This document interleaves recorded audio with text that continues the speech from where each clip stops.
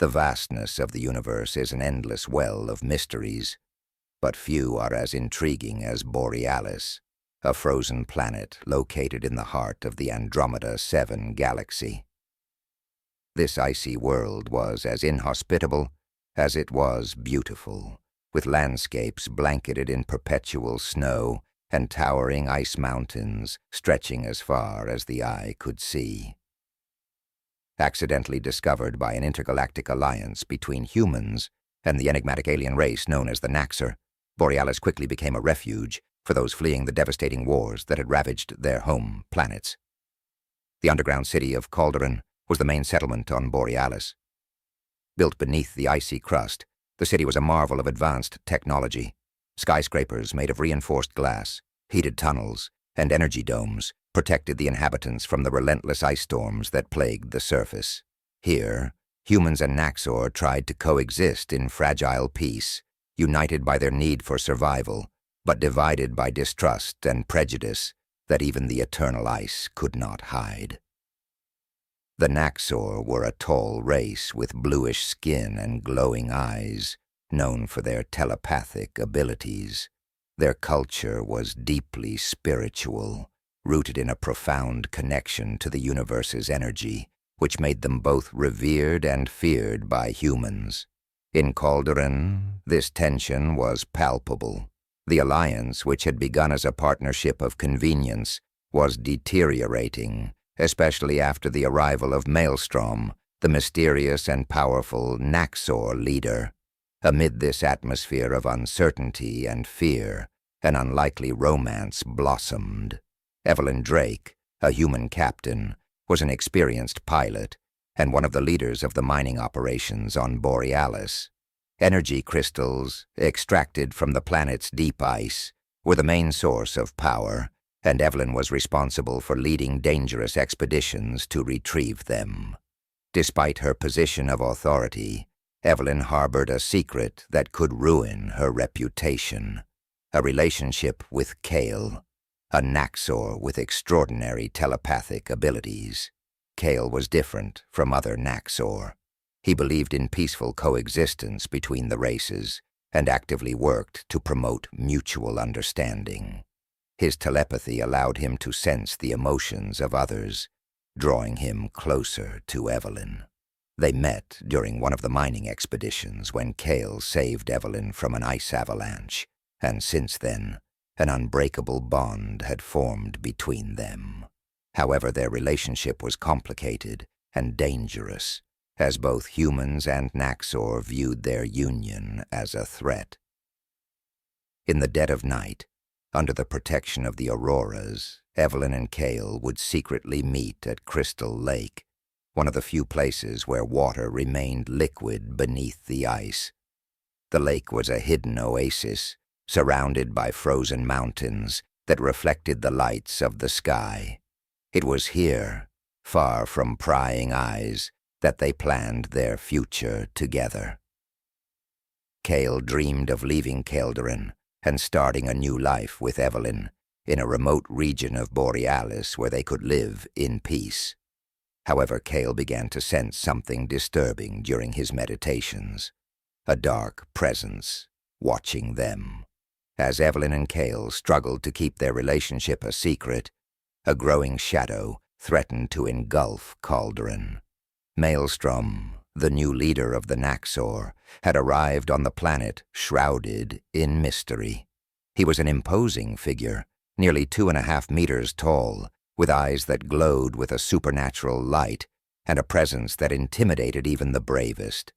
Unlike other Naxor, Maelstrom seemed to harbor insatiable ambition, and rumors began to circulate about his sinister plans. Maelstrom avoided humans, focusing on strengthening his position among the Naxor. He spoke of a new era for his race, where the Naxor would no longer be subjected or forced to coexist with humans. His rhetoric further divided the two communities, stoking fear and distrust. Among the Naxor, Maelstrom was seen as a savior by some, but to others he represented an imminent danger. Evelyn and Kael, aware of the growing tensions, began to secretly investigate Maelstrom's activities. Using Kael's telepathic abilities, they discovered that Maelstrom was manipulating the energy crystals for unknown purposes. It was clear that he was preparing something massive, something that could forever alter the fate of Borealis. But before they could fully comprehend his plans, Evelyn and Kael were faced with a dilemma. Should they expose Maelstrom and risk starting a war, or should they try to stop him on their own? During one of her mining expeditions, Evelyn made a startling discovery. Deep within an ice cave, hidden for millennia, she found a strange artifact, a spherical object made of an unknown material that emitted a faint blue light.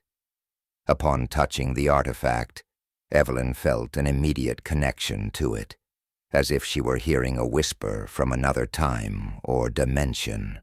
Unsure of what it was, she decided to bring it to Kael, hoping his telepathic abilities could reveal more. Kael, upon examining the artifact, was stunned. He explained to Evelyn that the object was an ancient relic, a heart of ice, containing immense power and its own consciousness. The Naxor believed these artifacts were remnants of a lost civilization that had inhabited Borealis long before the arrival of humans, or Naxor. The heart of ice, according to Kael, could be the key to understanding what Maelstrom was truly planning.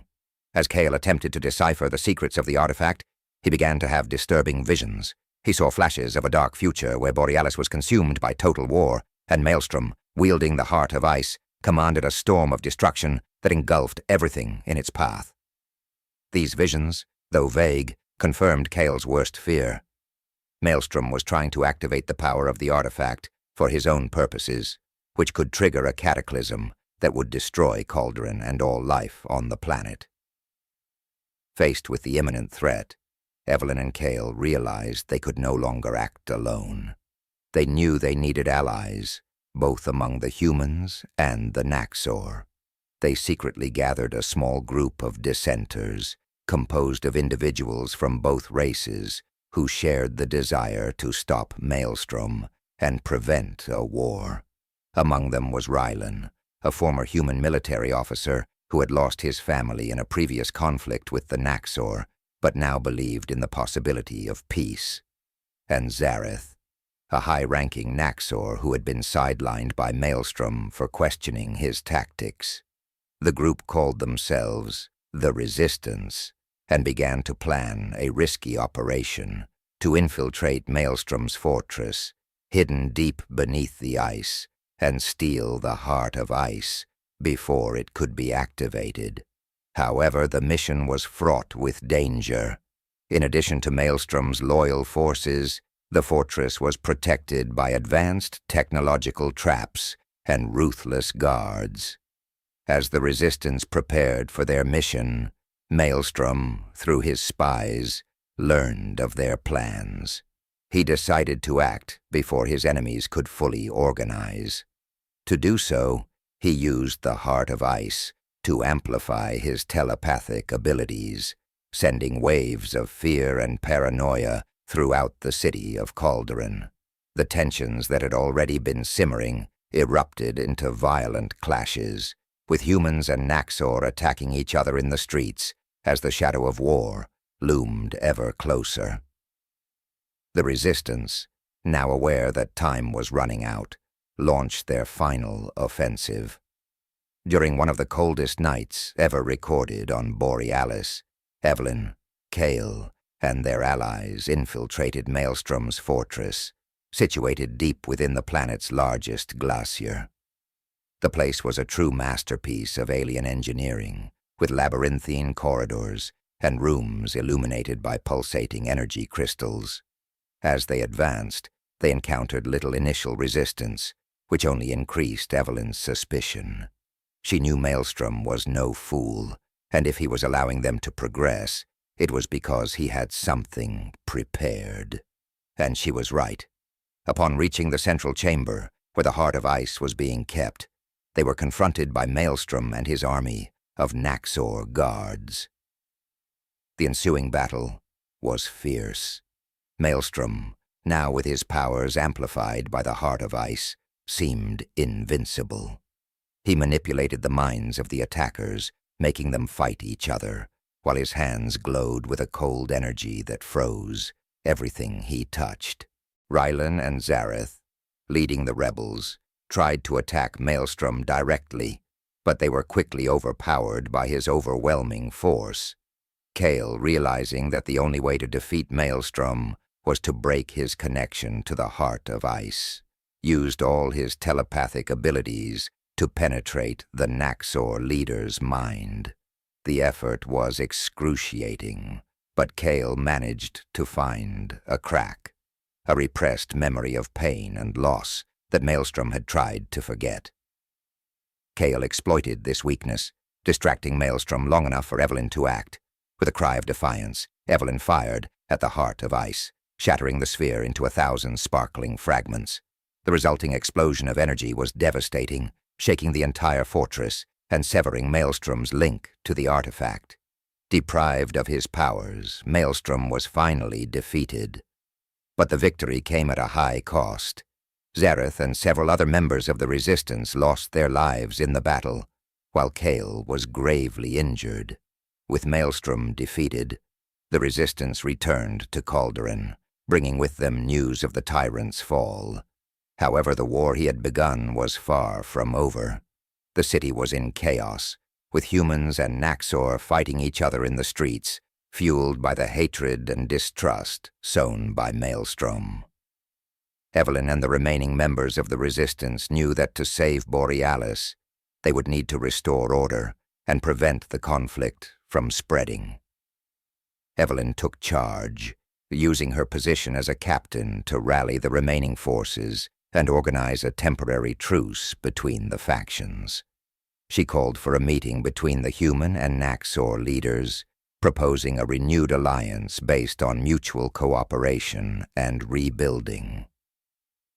During the negotiations, Kael, still recovering from his injuries, used his telepathic abilities to dispel the last remnants of mental influence Maelstrom had left over the Naxor, allowing their leaders to see the truth and accept the peace proposal.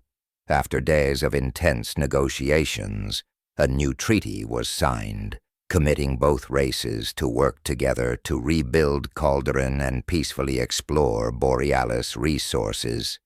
The Heart of Ice, now destroyed, had been the key to Maelstrom's downfall, but it also symbolized the end of an era of conflict.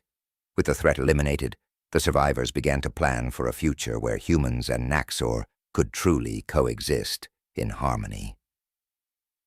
The following months were marked by intense reconstruction. The scars left by the war were deep, both physically and emotionally, but the determination of both races to restore peace was unwavering. Evelyn, now seen as a hero by both humans and Naxor, continued to lead the rebuilding efforts, working alongside Kael, whose body still bore the marks of battle, though his spirit remained unbroken. Kalderan began to transform. The devastated areas were rebuilt, and new technologies emerged from the fusion of human and Naxor knowledge. The underground city, once a fortress, became a hub of culture and innovation, with humans and Naxor collaborating on projects aimed at exploring Borealis's secrets in a peaceful and sustainable way. The energy domes protecting the city were expanded, allowing the population to grow without the fears and limitations of the past. Evelyn and Kael, now finally free to live their love without fear of reprisal, were instrumental in promoting the new era of cooperation. They traveled across the planet, helping establish new colonies where humans and Naxor could live together in peace, sharing their resources and cultures. The dream that once seemed impossible was beginning to come true as the unity between the races grew stronger.